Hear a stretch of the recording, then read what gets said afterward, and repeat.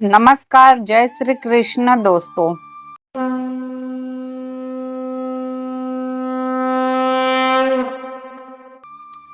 मैंने आप सभी को सूर्य ग्रहण के बारे में एक विस्तार पूर्वक वीडियो बनाई हूँ और उसमें मैंने आप लोगों को कहा था कि सूर्य ग्रहण के बाद बहुत ही दुर्घटनाएं होंगी। तो कुछ लोगों ने मुझे कमेंट में बोला ऐसा कुछ नहीं होगा।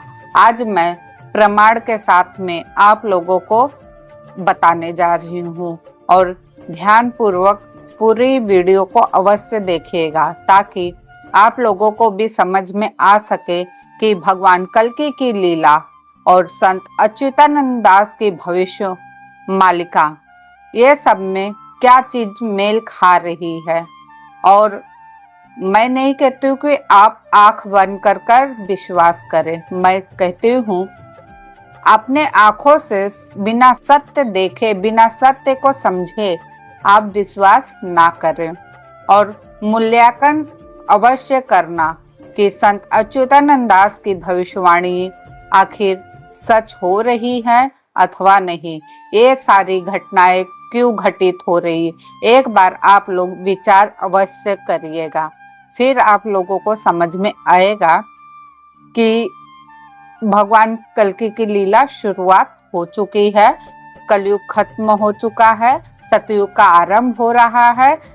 जैसे जैसे समय बीतेगा वैसे वैसे नकारात्मक शक्तियां क्षीण होती जाएगी। महाकुंभ मेले में, जो कि दुनिया का सबसे बड़ा और आध्यात्मिक सांस्कृतिक आयोजना माना जाता है, हर बार लाखों करोड़ों श्रद्धालुओं को अपनी ओर आकर्षित करता है। यह केवल एक धार्मिक आयोजन नहीं है बल्कि सनातन संस्कृति का जीवंत उदाहरण भी है, जहां देश विदेश से साधु संत, भक्तजन और विभिन्न धर्म संप्रदाय के लोग स्नान, पूजा और ध्यान के लिए एकत्रित होते हैं। इस वर्ष माघ पूर्णिमा के पावन अवसर पर महाकुंभ मेले में अमृत स्नान के दौरान एक अत्यंत दुखद घटना घट गई। भीड़ का अत्यधिक दबाव था, अव्यवस्थित सुरक्षा प्रबंध और प्रशासन की चूक के कारण लगभग 30 लोगों की मृत्यु हो गई, उससे अधिक की भी संभावना है और 60 से 70 लोग घायल हो चुके हैं। यह घटना पूरे देश के लिए दुखद और चिंता का विषय बन चुका है। पुण्य कमाने की इच्छा से लाखों श्रद्धालु संगम तट पर स्नान करने के लिए पहुंच गए, लेकिन कुछ को पुण्य के यमलोक की यात्रा भी करनी पड़ गई। उनके परिवार पर दुखों का पहाड़ टूट पड़ा है और पूरे देश में इस घटना को लेकर गहरा शोक व्यक्त किया जा रहा है। मैंने आप लोगों को अभी इतनी घटनाओं के बारे में बताई हूँ।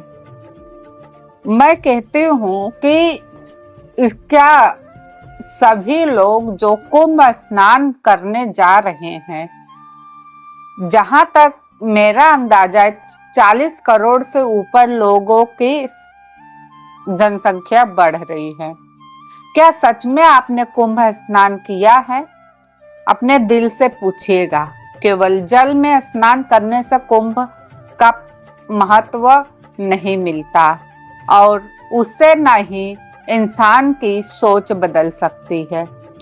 कुंभ स्नान का अर्थ यही है कि आपके अंदर जो मलिनता है उसे दूर करें। जैसे कि अगर आप जीवों के प्रति दया क्षमा का भाव नहीं रख पाते या छल कपट आपके हृदय, उसका कुंभ स्नान करने का कोई महत्व है ही नहीं। आज जो भी मैं बातें आप लोगों को बता रही हूँ शायद ही आप लोगों को बुरा लगे, परंतु यही सत्य है कि जो व्यक्ति अपने मन को, हृदय को कोमल रखता है, सच्चा कुंभ स्नान वही है। मैंने भी न्यूज़ में देखा, कई लोग गांव के, किसी भी गांव के भीतर बैठे हुए हैं। उन्हें कुंभ स्नान जाने में समस्या हुई और उनके पास खाने के लिए कुछ भी नहीं था, लेकिन उस गांव वालों ने उन सभी की सहायता की, उन्हें खाने के लिए भोजन दिया, निःशुल्क किया, कोई स्वार्थ नहीं है। ये है असली महाकुंभ। अब आप लोगों को स्वयं समझना पड़ेगा कि असल में मैं इस मालिका के जरिए आप लोग को समझाना क्या चाहती हूँ। मेरा माध्यम वीडियो बनाने का बस एक ही है कि आप अपने आचरण को अच्छा रखें, अपने आप के अंदर की मलिनता को दूर कीजिए। वही सच्चा कुंभ है।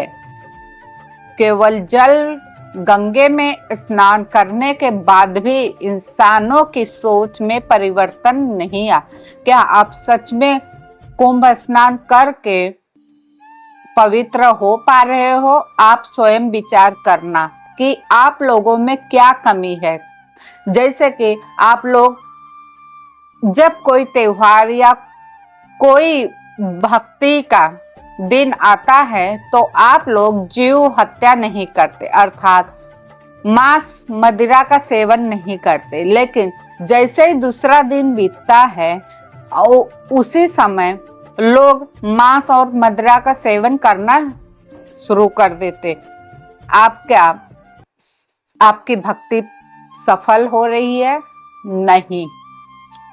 जब तक मनुष्य अपने आचरण को नहीं सुधार लेता, अपने अंदर परिवर्तन नहीं ला पाएगा, वो चाहे कितना भी तीर्थ कर ले, चाहे कितना भी भक्ति कर लेवे, वह कभी भगवान को पा नहीं सकता।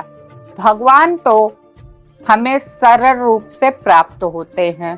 वह सरल माध्यम यह है कि दीन दुखियारों की सेवा करना, अर्थात मदद करना। अगर आपकी जितनी भी सामर्थ्य है, अगर के कोई भी जीव जंतु है, अगर वो असहाय है, तो उसके लिए कुछ व्यवस्था करे, उसे वो चीज दे कि उसे खुशी मिले। अगर आप इस प्रकार से किसी की हेल्प करते हैं तो आपका सच्चा कुंभ है। कुंभ स्नान इसी को कहते।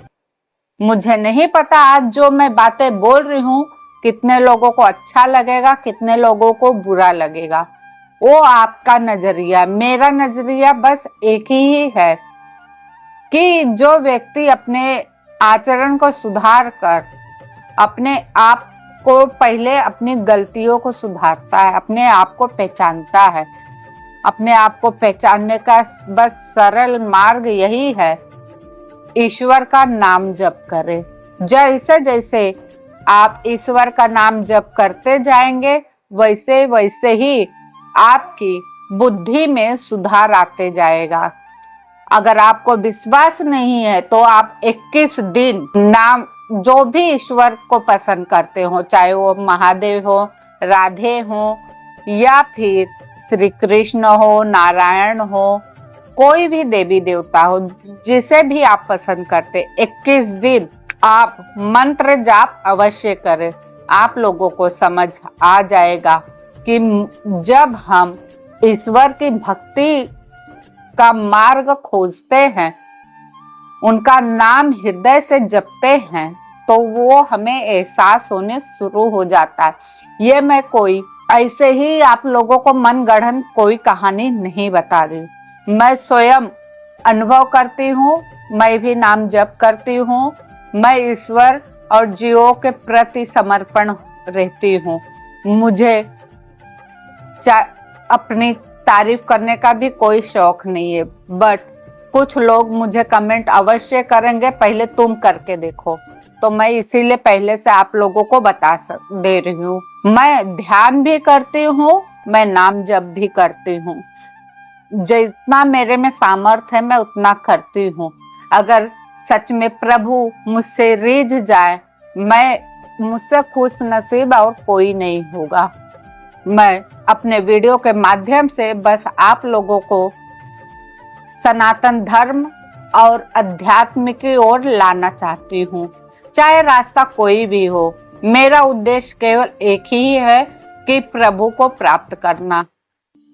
अगर प्रभु की इच्छा हुई तो वह मुझे कल के रूप में भी दर्शन देंगे। अगर मैं उनके नजर में 1% पे अगर सच्ची भक्ति की होंगी ना, तो मुझे स्वयं आभास होगा कि प्रभु मेरे सामने हैं। क्योंकि जो दिव्यता होती है वो हमारे हृदय से प्रकट होता है, वह हमें बताया जाता है।